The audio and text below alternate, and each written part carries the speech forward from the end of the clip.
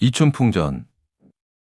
재산을 탕진한 한량과 그 아내의 통쾌한 역전 이야기.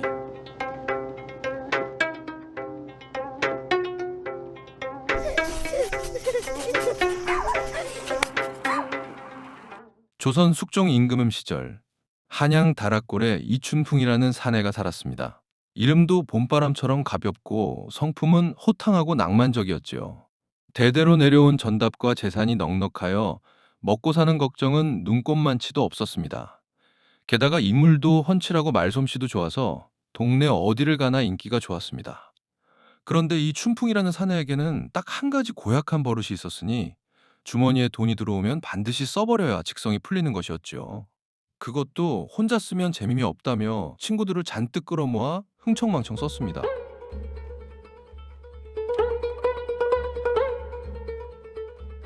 하하하! 오늘도 날씨가 기막히게 좋구나. 이런 날 집에만 있으면 사내 대장부가 아니지? 여봐라, 오늘은 어느 주막에 가볼까나? 춘풍은 날마다 술자리를 벌이고 바둑판 앞에서 돈을 걸고 기생집을 드나들었습니다. 아침에 일어나면 주머니를 털어 주막으로 달려가고 밤이 되면 노래와 웃음소리 속에 쓰러져 잠들었죠. 그렇게 몇 해가 지나니 논밭 문서가 하나둘 사라지고 쌀가마니가 바닥을 드러냈습니다. 어느 날 아침 춘풍이 돌아와 보니 아내 김씨 부인이 굶주림에 지쳐 거동도 못하고 방에 누워 있었습니다. 아니 여보, 이게 무슨 일이오? 왜 이렇게 되었소? 며칠째 아무것도 못 먹었어요. 곳간에 남은 게 없으니까요. 춘풍은 그제야 정신이 번쩍 들었습니다. 눈앞에 쓰러져 있는 아내를 보고서야 자신이 얼마나 잘못 살아왔는지를 깨달은 것이죠. 춘풍은 아내 앞에 무릎을 꿇었습니다. 여보, 내가 정말 잘못했어. 이제부터는 달라지겠어. 술도 끊고 노름도 끊고 네, 진짜로 집안을 챙기겠어. 맹세하오. 그 말을 믿겠어요. 어서 뭐라도 드세요. 부인은 기뻐하며 자리를 털고 일어났습니다. 줄인 배를 안고서도 이웃집 빨래를 해주고 바느질 품을 팔고 상리를 구하며 한 푼 두 푼 모았습니다. 손이 트고 눈이 침침해도 멈추지 않았죠. 그렇게 몇 해를 모으니 어느덧 500냥이라는 적잖은 돈이 쌓였습니다. 살림이 다시 넉넉해지자 춘풍은 또 교만해지기 시작했습니다.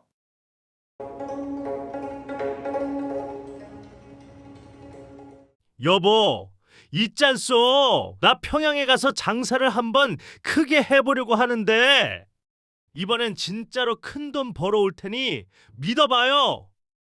무슨 장사요? 돈은 어디서 나요? 호주에서 돈을 좀 빌리면 돼요.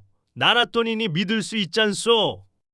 당신이 모아둔 500냥에 호주에서 2000냥만 빌리면 2500냥이 되고 그 돈으로 평양 가서 쌀 장사 크게 하면 몇 달 만에 10배는 남는다 하오. 서방님, 호주 돈은 나라 돈이에요. 못 갚으면 큰일 나요. 그리고 내가 모은 500냥은 아이고, 걱정은 내가 이번엔 진짜 다르오. 여보, 나 믿어봐요. 응? 부인은 끝내 막지 못했습니다. 호주에서 빌린 2000냥에 아내가 피땀 흘려 모은 500냥을 보태어 총 2000냥을 손에 쥔 춘풍은 의기양양하게 평양으로 향했습니다. 여보, 걱정 마시오. 돌아올 때는 비단치마 사다 드리리다. 제발, 제발 이번엔 무사히 돌아와요.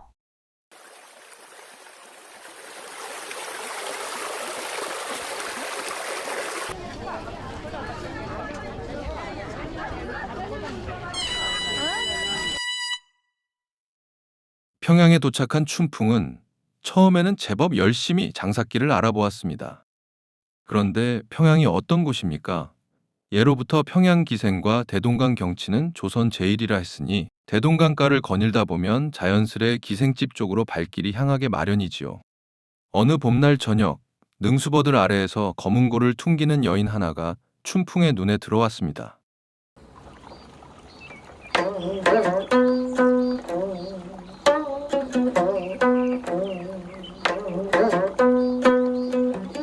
평양 제일의 기생 추월이었습니다. 어머, 한양에서 오신 분 아닌가요? 이리 훤칠하신 분이 혼자 강가를 걸으시다니. 아, 이런 미인이. 맞소. 한양에서 왔소이다. 어떻게 알았소? 걸음걸이가 달라요, 한양 나으리는. 저는 추월이라고 해요. 오늘 저녁 달이 참 좋은데 한잔 하실래요? 추월은 꽃처럼 예쁘고 달처럼 총명했습니다. 검은고도 잘 뜯고 시도 잘 짓고 춤은 또 얼마나 우아한지요. 말 한마디가 꿀처럼 달았고 눈빛 하나가 사람의 혼을 빼놓았습니다. 춘풍은 순식간에 정신을 빼앗겨 버렸습니다. 추월, 이 세상에 당신 같은 사람이 있었소? 오늘 내가 한 상 크게 차려드리겠소. 어머, 그러세요? 저는 아무 술이나 못 마셔요. 이 동네 제일 좋은 술이 한 잔에 30냥인데 30냥이요? 50냥 드리리다. 거스름돈은 되었소.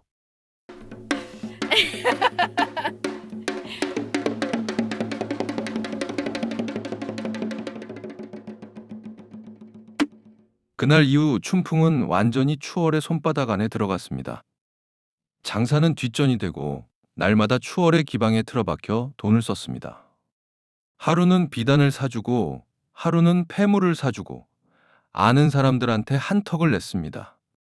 2,500냥이 1,000냥이 되고 1,000냥이 100냥이 되고 100냥이 10냥이 되더니 마침내 주머니가 완전히 텅 비어버렸습니다.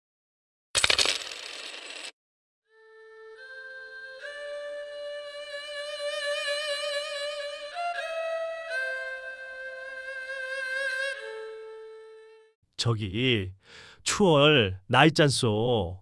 돈이 다 떨어졌소. 그래도 우리 사이니까 괜찮지.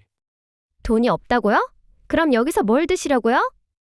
밥값도 없으신 분을 제가 어떻게 모시겠어요? 아니, 우리 정이 있지 않소? 그 정이야 돈보다 소중한 것 아니요? 정이요? 정으로 기름을 사요? 어서 나가세요. 이 집에서 드시고 지내시려면 밥값을 내셔야 해요. 하루아침에 길바닥에 나앉은 춘풍은 이곳저곳 돌아다니며 일자리를 구했습니다. 하지만 한양에서 한량으로 살다 온 사람이 마땅히 할 수 있는 일이 없었지요. 마기를 나가봤지만 몸이 말을 듣지 않았고 장산일을 해보려 해도 미천이 없었습니다. 며칠을 굶으며 헤매다 보니 갈 수 있는 곳이 딱 한 군데밖에 남지 않았습니다. 바로 추월의 집이었습니다.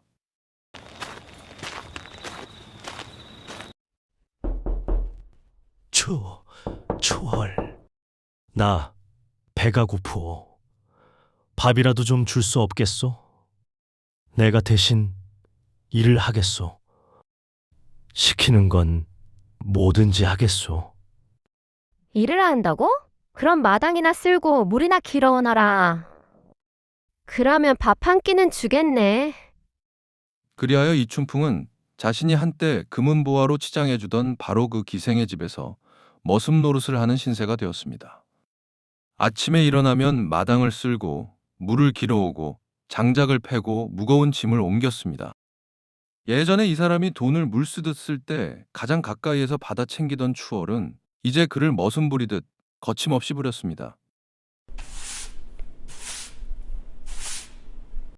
아이고, 허리야. 내가 이게 무슨 꼴이람? 여보, 내가 정말 죄인이요. 내가 진짜 죄인이야.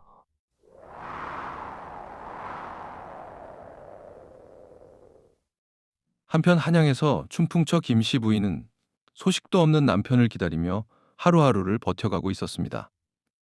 살림은 이미 바닥난 지 오래였고 남은 거라곤 허름한 집 한 채뿐이었습니다. 그나마 호조에서 빌린 2,000냥 빚까지 고스란히 남아 있었지요.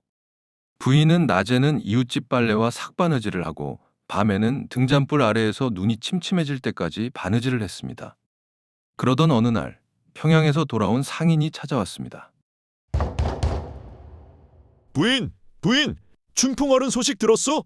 평양에서 기생 추월한테 돈을 다 날리고 지금은 그 기생집에서 머슴 노릇을 하고 있다 하오. 마당 쓸고 물 깃는 신세가 됐다 하더이다. 그래요. 알겠어요. 알려줘서 감사합니다. 부인은 한동안 움직이지 못했습니다. 벽을 바라보다가 천천히 눈물이 흘렀지요.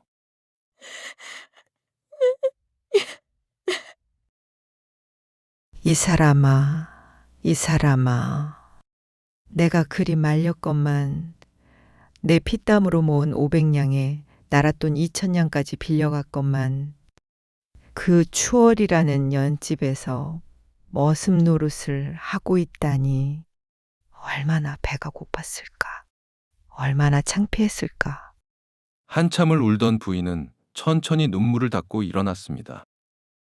이제 울 시간은 끝났습니다. 어떻게든 평양에 가서 남편을 데려와야 했습니다.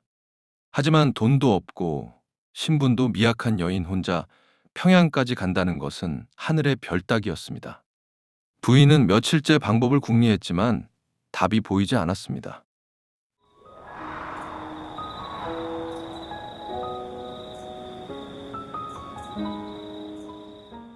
그런데 부인에게는 한 가지 특별한 인연이 있었습니다.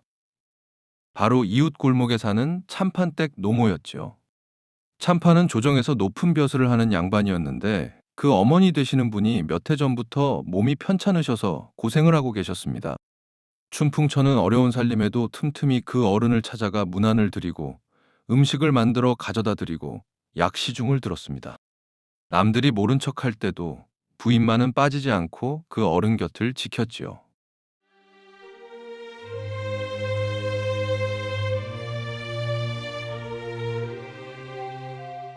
김씨 부인, 오늘도 와줬구먼. 자네 형편이 어렵다는 걸 내가 아는데 이리 정성을 다해주니 참으로 고맙네. 어르신, 아프신 분 곁에 있어 드리는 건 당연한 도리지요. 더 잘 모셔드리지 못해 오히려 제가 죄송합니다. 자네처럼 마음 착하고 의리 있는 사람을 나는 처음 봤네. 무슨 어려운 일이 있으면 언제든 말하게. 내 아들이 도울 수 있는 일이 있을지도 모르니. 그러던 어느 날 그 참판이 평양감사로 부임한다는 소문이 들려왔습니다. 부인은 그 소식을 듣는 순간 가슴이 쿵 내려앉았습니다. 참판 어른이 평양감사로?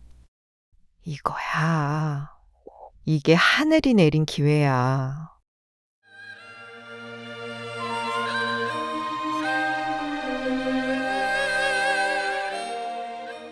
부인은 조심스럽게 참판 어머니를 찾아갔습니다. 어르신, 부끄러운 부탁을 드리러 왔습니다. 사실은 제 서방이 평양에 가서 사고를 쳤습니다.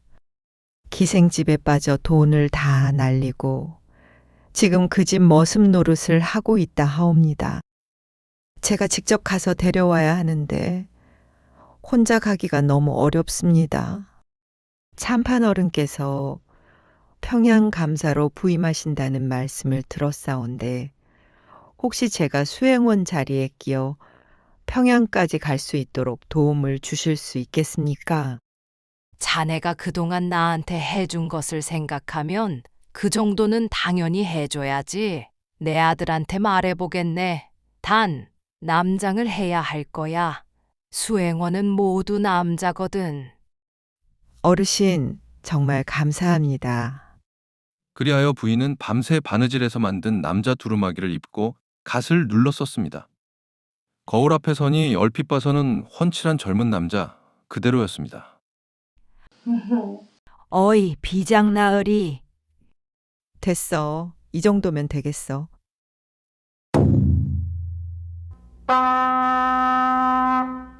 며칠 뒤 평양 가명에 한양에서 내려온 새 평양감사의 행렬이 도착했습니다.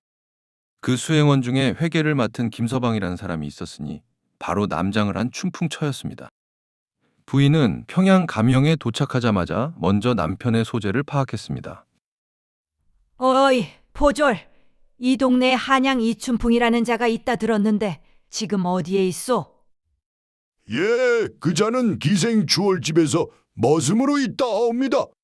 마당 쓸고 물 기르는 신세가 되었다 하더이다. 부인은 속으로 가슴이 무너졌지만 표정 하나 바꾸지 않았습니다. 이제 일을 시작할 때였죠.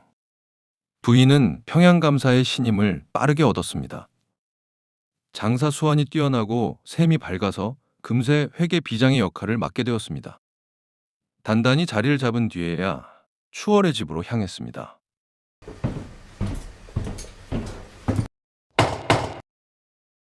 추월이 있느냐? 평양감사 나으리 회계 비장이 왔다. 나오너라.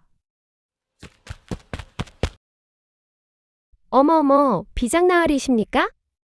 어서 오세요. 제가 자리를 준비할게요. 추월, 내가 이 집에서 머슴을 부리고 있지? 한양서 온 이춘풍이라는 자 말이다. 그 자가 내게 쓴 돈이 얼마나 되느냐? 예? 그건 서로 좋아서 쓴 것인데요. 무슨 문제가 있나요? 조용. 지금 평양감사 나으리께서 평양지방의 재물 취득 행위를 낱낱이 조사하고 계신다.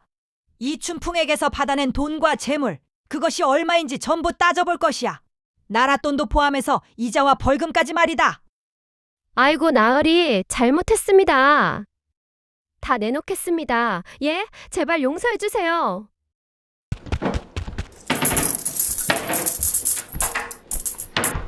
추월은 벌벌 떨며 그동안 쌓아두었던 것들을 내놓기 시작했습니다.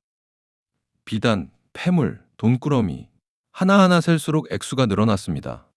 부인은 표정 하나 바꾸지 않고 꼿꼿하게 앉아 전부 헤아렸습니다. 5천냥이구나. 이 돈은 이춘풍에게 직접 줘야 할 것이다. 알겠느냐? 네, 드리겠습니다, 나으리. 그리고 앞으로는 남의 살림 무너뜨리는 짓 하지 마라. 그리고 그 머슴 이춘풍, 오늘은 묶어두어라. 내가 죄를 물을 것이다. 예, 알겠습니다, 나으리.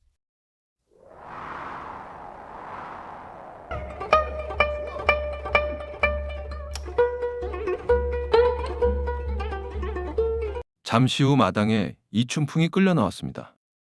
때가 잔뜩 묻은 초라한 옷차림에 수염이 더부룩하게 자라 있었습니다. 예전에 그 호탕하고 멋들어진 모습은 어디에도 없었습니다. 이춘풍은 무릎을 꿇고 앞에 앉은 비장 나으리를 쳐다보았습니다. 저는 아무 죄도 없습니다, 나으리. 제가 무슨 잘못을... 이춘풍! 내가 호조에서 빌린 2천냥을 기생집에서 탕진하였으니 이것이 나랏돈 축낸 죄가 아니더냐? 그 죄를 다스려야 마땅하다. 아이고, 나으리, 잘못했습니다. 살려주십시오, 제발. 비장 나으리는 추월해진 마당에서 춘풍에게 태장 몇 대를 때려 죄를 다스렸습니다. 춘풍은 볼기를 맞으며 울었습니다. 그런 다음 비장 나으리는 차갑게 말했습니다. 추월로부터 받아낸 5천냥을 내 놈에게 준다. 이 돈으로 호조비 갚고 남은 건 집에 가져가거라. 어서 한양으로 돌아가 다시는 이런 짓 하지 마라. 알겠느냐? 네, 나으리, 정말 감사합니다. 춘풍은 5천냥이라는 엄청난 돈을 손에 쥐고 보니 기분이 이상하게 달라졌습니다. 볼기를 맞은 아픔은 잊히고 돈의 무게에 기운이 돌아왔습니다. 슬슬 자신감이 되살아나더니 평양에서 한양으로 돌아오는 발걸음에 으쓱함이 배어들기 시작했습니다. 5천냥이면 엄청난 거잖아. 이게 다 내 장사 수완이 있어서 번 거라고 할 수도 있지 않나? 그래, 내가 평양 가서 한 건 크게 한 거야. 마누라한테 잘 됐다고 얘기해야지. 춘풍은 한양으로 돌아와 아내 앞에 돈꾸러미를 턱 내려놓았습니다. 그리고 어깨를 으쓱하며 말했지요. 여보, 나왔어. 내가 이번에 평양 가서 크게 벌어왔어. 5천냥이요? 5천냥. 내가 워낙 수완이 있다 보니까 이렇게 된 거요. 하하하. 어디서 났어요, 그 돈이? 장사를 했어. 내가 여러 가지로 어려운 상황에서도 꿋꿋하게 일을 해서 아무튼 잘 된 거요. 자세한 건 나중에 얘기하고 어서 밥이나 차려주시오. 배가 고프. 부인은 속으로 웃음이 나왔지만 아무 말도 하지 않았습니다. 밥을 차려주며 조용히 안방으로 들어갔죠. 잠시 후 안방 문이 열렸습니다. 안방에서 나온 사람은 비장 복장을 한 사람이었습니다. 갓을 쓰고 두루마기를 입은 그 비장 나으리가 춘풍을 내려다보고 있었습니다. 춘풍은 그 얼굴을 보고 그대로 굳어버렸습니다. 어디서 본 얼굴이었습니다. 아니, 분명히 어제 평양에서 자기 볼기를 때린 바로 그 비장 나으리였습니다. 저 비장 나으리가 왜 우리 집에? 그런데 이 얼굴이 설마? 맞아요. 나예요. 그러니까 평양에서 나한테 볼기를 때린 그 비장 나으리가 당신이었어? 네, 그래요. 아이고, 세상에 무슨 이런 일이. 볼기를 맞은 것도 창피한데 그게 마누라한테 맞은 거였다니. 아이고. 서방님, 잘 들으세요. 서방님이 평양에서 날린 돈이 호조 2,000냥에 내가 모은 500냥이에요. 나랏돈 2,000냥은 반드시 갚아야 해요. 그 5,000냥으로 빚 먼저 갚고 남은 것으로 이번엔 진짜 장사를 시작하는 거예요. 내가 옆에서 도울 테니까요. 당신 말이 맞소. 내가 잘못했어, 진짜로. 잘못을 알았으면 됐어요. 이제 밥 드세요.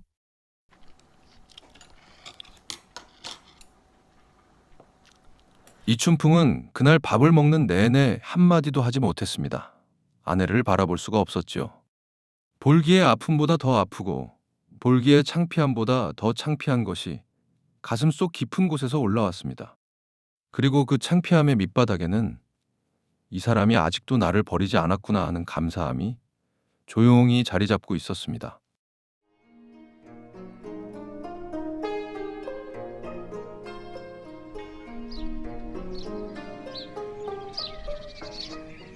그 뒤로 이춘풍은 달라졌습니다. 예전에 그 허세 부리고 흥청망청하던 모습이 싹 사라졌습니다. 아침 일찍 일어나 마당을 쓸고 아내와 함께 장을 보러 다니고 저녁에는 아이들 곁에 앉아 시간을 보냈습니다. 호조 빚을 먼저 깨끗하게 갚았고 남은 돈으로 아내와 함께 작은 포목 가게를 열었습니다. 여보, 나 이번엔 진짜 달라질 거요. 당신이 그렇게까지 해준 것을 내가 평생 잊지 않겠소. 예, 잊지 않고 그냥 지금처럼만 살면 돼요. 근데 여보, 한 가지만 물어봐도 돼요? 뭔데요? 평양에서 그 비장 나으리가 나한테 볼기를 칠 때 손이 안 떨렸어? 많이 떨렸어요. 내가 정말 못난 놈이요. 이제 알았으면 됐죠.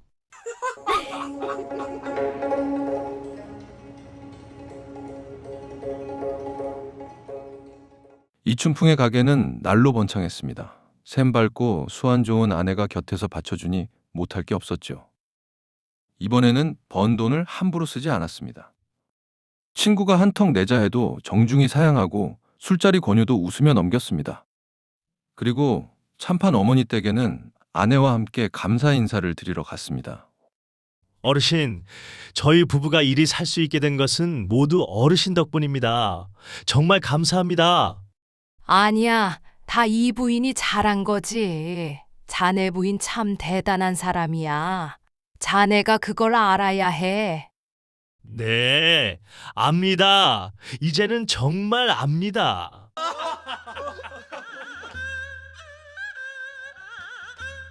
이춘풍과 그 아내, 두 사람의 진짜 봄은 그렇게 시작되었습니다. 수백 년 전 조선 이야기지만 어딘지 모르게 지금 우리 주변에서도 볼 수 있는 이야기 같지 않으신가요? 흥청망청 살다가 제 손으로 제 발등을 찍는 이춘풍도, 눈물을 삼키고 직접 나서서 아내 노릇 톡톡히 해내는 그 부인도 모두 우리 삶의 어느 한쪽을 닮아 있습니다. 이상 우리 동네 시니어 TV였습니다. 감사합니다.